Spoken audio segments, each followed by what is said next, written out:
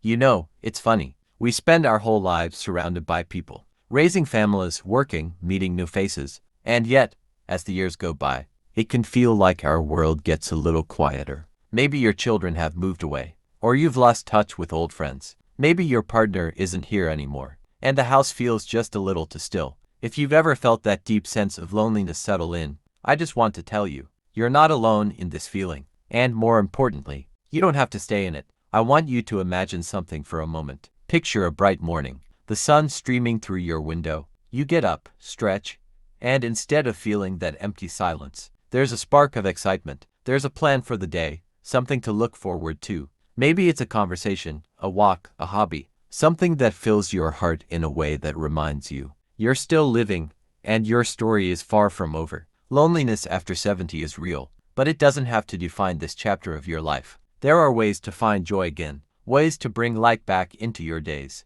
And that's what we're talking about today. I want to share 5 powerful ways you can rediscover happiness and connection. Simple, meaningful steps that can transform the way you feel, even starting today. Let's start with the first one, reconnecting with old passions. Think back to something you once loved doing, but maybe haven't touched in years. Was it painting, gardening, playing an instrument, writing poetry? It's so easy to let these passions slip away when life is busy. But now you have time to bring them back. And let me tell you, there is something truly magical about picking up an old hobby again. It's like finding a piece of yourself you didn't even realize was missing. I remember talking to a woman named Evelyn. She used to love playing the piano, but after her husband passed, she hadn't touched it in years. She told me, "What's the point of playing if no one's here to listen?" But one day, on a whim, she sat down, placed her fingers on the keys, and just played for herself. And that simple act, it brought back so many memories, so much warmth, that it became part of her daily routine. She told me that now, every morning, she sits at the piano with a cup of coffee and plays for herself. Not for anyone else, just for the joy of it. And that, my friend, is what I want for you. Not everything we do has to be for someone else. Some things are just for the sheer happiness they bring us. Now, maybe hobbies aren't the first thing that calls to you. That's okay. Let's talk about something just as powerful. Human connection. You might be thinking, but I don't have as many people around anymore. And I hear you. But let's flip that thought for a moment. What if, instead of focusing on who isn't around, we looked at the possibility of new connections? You are never too old to make a new friend, to find someone who understands you, to share a laugh or a conversation that warms your heart. And here's the truth.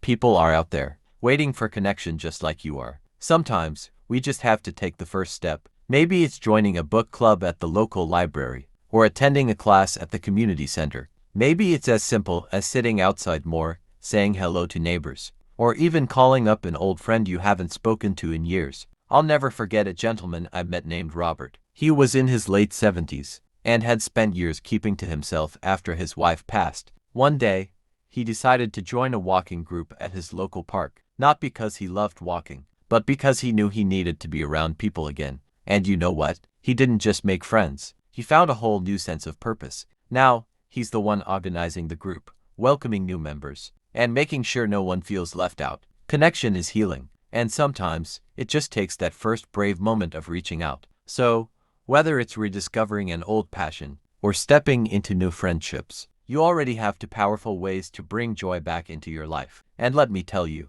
there's more to come. Another way to bring happiness into your days is through movement. And no, I'm not talking about running marathons, unless that's your thing, of course. But movement, in any form, is a natural mood booster. A simple walk in the park, gentle stretches in the morning, or even dancing in your living room to an old favorite song can change how you feel almost instantly. Our bodies were made to move, and when we do, we release those feel-good chemicals that can turn a dull, heavy day into a lighter, brighter one. I know a man named George who took up Tai Chi at 75. At first, he was hesitant, thinking he was too old to start something new. But now, he swears it's the best part of his day. He says he feels more balanced, more energized, and more connected to his body than he has in years. And speaking of feeling connected, let's talk about the power of giving. It's easy to think that as we get older, we have less to offer, but that couldn't be further from the truth. The wisdom,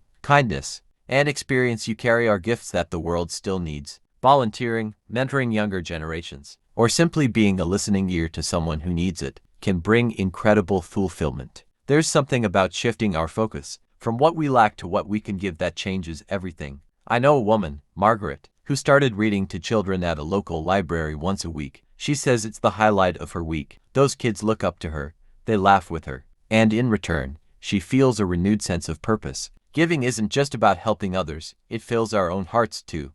And finally, let's talk about the most important thing: being kind to yourself. Loneliness can sometimes bring thoughts that whisper, maybe I'm not as important anymore. But let me tell you right here, right now you are. Your presence matters, your joy matters, and even on the days when it feels like the world has slowed down, you still have a light inside you that deserves to shine. So, wake up each day with the intention of doing one small thing that brings you joy. Maybe it's a cup of tea on the porch, a good book, a phone call to someone you love, or just stepping outside to feel the sun on your face. Small moments add up, and before you know it, they turn into something bigger, something brighter. So, my friend, if you've been feeling lonely, know this: you are never truly alone. There is joy to be found, new friendships to be made, and so much more life to live. And it all starts with one small step. So, which step will you take today?